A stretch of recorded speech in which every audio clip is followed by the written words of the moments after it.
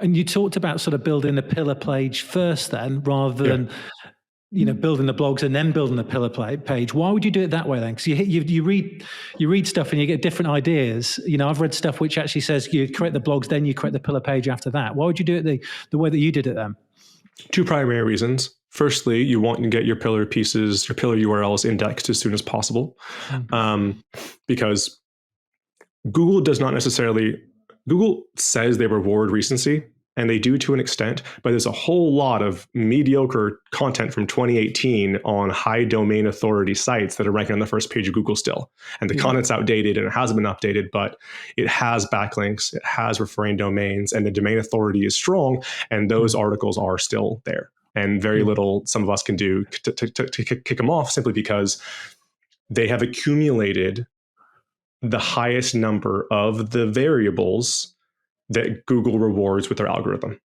So we get our indexed, we get our pillars up first. They get indexed. They start building their links organically. They start building a little bit of momentum on their own. And then when you support them, also just from a writer's perspective, having live URLs that they can link to within their content saves you from having to go back to every single piece you wrote and add in internal links to your pillar pieces. So that's just an easier process wise. For me as well, I also like to throw pillars against the wall.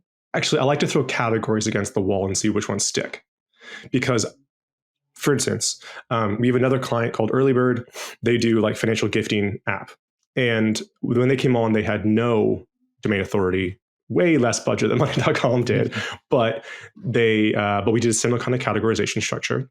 Financial literacy was one of their categories. Another was like financial gifting was one of their categories. The UTMA style like savings plans and stuff was another one of the categories, and student loans or student aid or something. I didn't know which one of those categories was going to work best. So we created content for all of them. The pillars went live first, and they supported content went live. In the first 3 months, it just so happened that the gifting category stuck. No idea why. Like I've been an SEO for 13 years, and I couldn't tell you why that category stuck in that one and the other one didn't. But the fact is that it did. So if I publish content within each category, throw it at the wall of Google and see which one sticks, then I know what I can double down on in Q2 and Q3 and Q4 based on what is performing from Q1. And so I get those pillars all live. And then if I want to support one of them in particular, heavier investment in Q2, 3, and 4, I can do that and make that decision after the fact. So it just makes more sense to me that way. And that's what I've seen work. And is it always 3 months you've got to wait for something to be indexed? Is that the sort of rough time you tend to sort of suggest to see how something's performing then? I mean, it'll be indexed in a week or two. Google will crawl your site and see the URL. But I would say 3 months. It depends if you have a backlinking strategy. If you're using like a backlink agency that knows what they're doing and is like driving high domain authority backlinks to your site, things can move a lot more quickly. But if you don't, I would say 3 months or so. Yeah, before you can see like statistically significant analytics on any given category performing or outperforming any other.